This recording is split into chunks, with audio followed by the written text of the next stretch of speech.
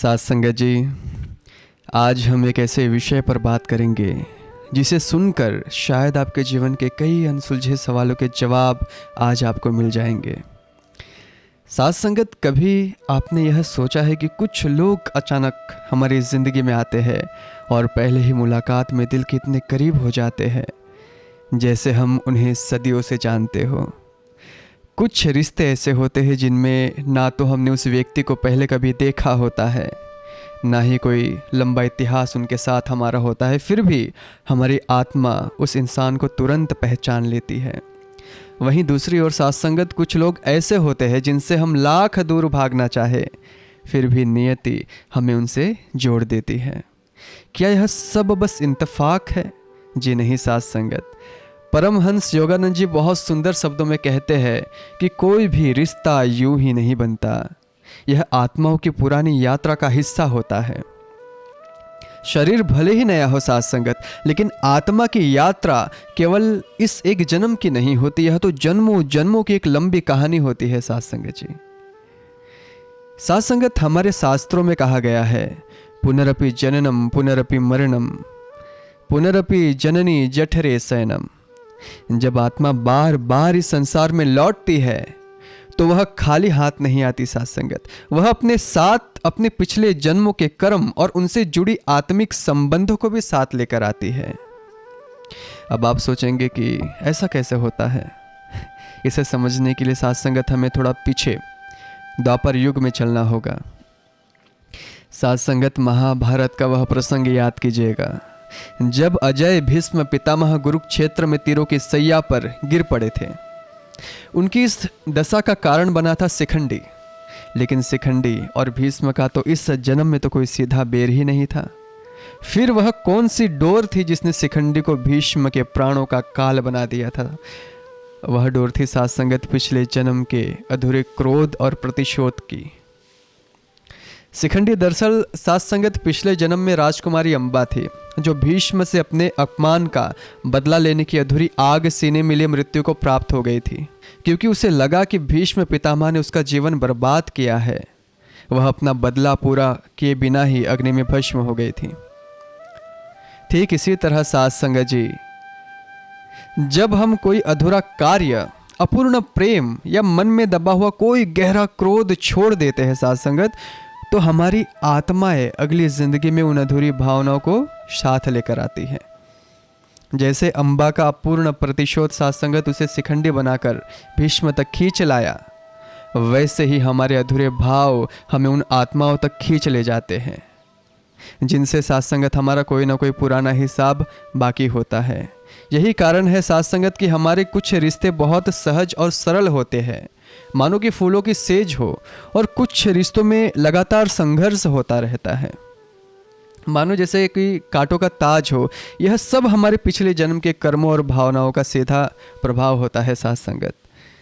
कभी कभी तो कोई अनजान व्यक्ति बिना किसी स्वार्थ के साथ संगत हमारी मदद करने चला आता है। योगानंद जी कहते हैं कि वह शायद हमारा कोई पुराना मित्र या फिर ऋणदाता आत्मा रही होगी, जो इस तरह मदद कर रही है, जो अपने हिस्से का प्रेम और करुणा पूरा करने के लिए आई है। रामचरितमानस में लिखा है, साथ संगत कर्म प्रधान विश्व रचि राखा, जो जस करहि तो तस फल चाखा।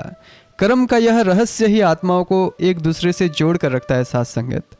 जब हम बात करते हैं आत्मा के जुड़ाव की, तो उसका सबसे गहरा आधार होता है साथ संगत कर्म। हर कार्य साथ संगत, हर भावना, हर संबंध जो हम इस जीवन में बनाते हैं, उसका एक बीज हमारे चेतन और अवचेतन मन में बोया जाता है, और साथ संगत जी यही बीज आगे जाकर हमारे अगले जीवन की दिशा तय करता है। कल्पना कीजिए साथ संगत, पिछले जन्म में आपने किसी से प्रेम किया, लेकिन किसी वजह से वह रिश्ता अधूरा रह गया। शरीर तो नष्ट हो जाता है साथ संगत, लेकिन वह भावना आपके चेतन और अवचेतन में रह गई। अब आत्मा जब अगली बार जन्म लेगी तो वह उसी अधूरी ऊर्जा और भावना के साथ एक नई कहानी लिखने लौट आएगी साथ संगत जी। शरीर नया होगा, नाम नया होगा, लेकिन वह आत्मिक खिंचाव बिल्कुल वैसा ही होगा साथ संगत। और केवल प्रेम ही नहीं साथ संगत जी, क्रोध और बदले की भावना भी आत्मा को जन्म जन्मांतर तक बांधे रखती है। परमहंस योगानंद जी कहते हैं कि कर्म और मोह आत्मा को एक दूसरे से बांधते हैं। अगर हमने किसी के साथ अन्याय किया है, उसे दुख दिया है या फिर उस पर कोई ऋण छोड़ दिया है, तो आत्मा उस अधूरे कर्म को पूरा करने के लिए फिर लौटती है। यही वजह है कि कई बार हमारे जीवन में ऐसे लोग आते हैं जिनसे हम बिना किसी कारण के ही बहुत ज़्यादा आकर्षित हो जाते हैं या फिर एकदम से दूर भागना चाहते हैं। परमहंस योगानंद जी इसे कर्म का चुंबकत्व सिद्धांत कहते हैं। साथ संगत, हर आत्मा अपने अपने कर्मों के अनुसार दूसरी आत्माओं को अपनी ओर आकर्षित करती है। फिर चाहे वह साथ संगत वह आपके माता पिता के रूप में आए, आपके जीवन साथी के रूप में आए, या फिर महज एक राहगीर की तरह जो जीवन के किसी एक मोड़ पर आपकी मदद कर दे और आगे निकल जाए। साथ संगत, जब हम इस महान रहस्य को समझ लेते हैं, इस कर्म के सिद्धांत को समझते हैं, तो हमारे सोचने का नज़रिया बदल जाता है। तब हम अपने रिश्तों को केवल भावनाओं या फिर दुनियावी अपेक्षाओं की नज़र से नहीं देख पाते, बल्कि एक आध्यात्मिक दृष्टि से देखना शुरू कर देते हैं। इसलिए साथ संगत, जब कोई रिश्ता टूटता है या फिर कोई व्यक्ति हमें बहुत गहरा कष्ट देता है, तो हमें उस निरंकार से शिकायत नहीं करनी चाहिए। शिकायत करने के बजाय हमें यह सोचना चाहिए साथ संगत कि शायद यह मेरी आत्मा की शिक्षा का एक हिस्सा है। शायद यह किसी बहुत पुराने ऋण का भुगतान हो रहा है जो मैंने ही कभी गलती से शुरू किया होगा। कभी कभी आत्मा पुराने घाव को भरने लौटती है साथ संगत, और कभी यह सिखाने भी आती है कि बिना शर्त प्रेम कैसे किया जाता है। साथ संगत, हर जन्म में रिश्ते बदलते हैं, नाटक के पात्र नहीं बदलते। आपने देखा होगा, एक जन्म में जो आत्मा हमारी माँ थी वह अगले ही जन्म में हमारी बेटी हो सकती है, संभव है। जो पति था वह भाई बन सकता है, जो दुश्मन था वह पिता बन सकता है। आत्मा की दृष्टि से यह शरीर केवल एक वस्त्र है। साथ संगत, आपके मन में सवाल आ रहा होगा ना अभी कि अब इस चक्र को तोड़ने का समाधान क्या है? वह तो बताओ, बहुत बता दिया, अब यह भी बताओ हम इस जन्म मरण के चक्र से कैसे बाहर आए। देखो साथ संगत, इसका जवाब केवल कोरी दार्शनिक बातों में नहीं है, बल्कि कर्म और ऊर्जा के विज्ञान, साइंस ऑफ एनर्जी में छिपा है। हम जो भी कर्म करते हैं साथ संगत, चाहे शरीर से हो, मन से हो या फिर वचनों से हो, उसकी एक फ्रीक्वेंसी या फिर तरंग बनती है। इसे ऐसे समझिए जैसे एक छोटी सी माइक्रोचिप में इतना सारा वीडियो स्टोर होता है साथ संगत कि आप उसे पूरी जिंदगी देखते रहिए फिर भी वह खत्म नहीं होता। ठीक उसी तरह हमारे जन्मों जन्मों के कर्म और इस जन्म का प्रारब्ध हमारे सूक्ष्म शरीर के मनोमय कोश में एक फ्रीक्वेंसी के रूप में जाकर बीज बनकर स्थित हो जाता है। यह डेटा कभी साथ संगत क्रैश नहीं होता, खत्म नहीं होता, डिलीट नहीं होता। हमारे शास्त्रों में कहा गया है, अवश्य में भोक्तव्यम कृतम कर्म शुभाशुभम, अर्थात साथ संगत मनुष्य को अपने द्वारा किए गए शुभ या अशुभ कर्मों का फल हर हाल में भोगना ही पड़ता है, वह नष्ट नहीं होता। यह बीज तब तक हमारे मनोमय कोश में सुप्त अवस्था में रहता है साथ संगत, जब तक इसे फलने फूलने के लिए अनुकूल वातावरण या फिर एक माहौल नहीं मिल जाता। और जैसे ही सही समय आता है साथ संगत, प्रकृति उस कर्म के बीज को वृक्ष बनाकर हमारे सामने फल के रूप में प्रकट कर देती है, प्रस्तुत कर देती है। ध्यान दीजिए, कुरुक्षेत्र के युद्ध में जब धृतराष्ट्र ने अपने पुत्र खो दिए तो उन्होंने रोते हुए श्री कृष्ण से पूछा था, हे माधव, मुझे अपने पिछले 50 जन्म याद है, मैंने उन 50 जन्मों में कोई ऐसा पाप नहीं किया कि मैं अंधा पैदा हो जाऊं और मेरे 100 जवान बेटे मेरी आंखों के सामने मारे जाए, फिर मुझे यह सजा क्यों मिल रही है? श्री कृष्ण ने मुस्कुराकर कहा, साथ संगत महाराज, आपका ध्यान केवल 50 जन्मों तक गया है, 51वें जन्म में जाकर देखिए। उस जन्म में आप एक क्रूर शिकारी थे, आपने एक पेड़ पर जलता हुआ जाल फेंका था, उस आग से उस घोंसले में बैठी चिड़िया की आंखें फूट गई थी और उसके 100 नवजात शिशु बच्चे जलकर मर गए थे। धृतराष्ट्र ने चौंक कर पूछा, तो उस कर्म का फल मुझे तुरंत या फिर अगले जन्म में क्यों नहीं मिला? 50 जन्मों तक प्रकृति ने इंतजार क्यों करवाया? श्री कृष्ण का उत्तर कर्मों के पूरे विज्ञान को खोल देता है। साथ संगत ध्यान से सुनिए। उन्होंने कहा कि धृतराष्ट्र 100 पुत्रों की प्राप्ति के लिए बहुत बड़े पुण्यों की आवश्यकता होती है। पिछले 50 जन्मों तक आपने इतने पुण्य इकट्ठे किए कि आपको 100 पुत्रों का पिता बनने का सौभाग्य यानी कि अनुकूल वातावरण मिल सके। प्रकृति ने 50 जन्मों तक इंतजार किया ताकि आपके 100 बेटे हो और तब उस चिड़िया का वह कर्म बीज वृक्ष बनकर फले और आपके 100 बेटे छिन जाए। साथ संगत जी, यही है वह अनुकूल वातावरण जिसे परमहंस योगानंद जी कर्म का चुंबकीय सिद्धांत कहते हैं और शास्त्र कर्मफल सिद्धांत कहते हैं।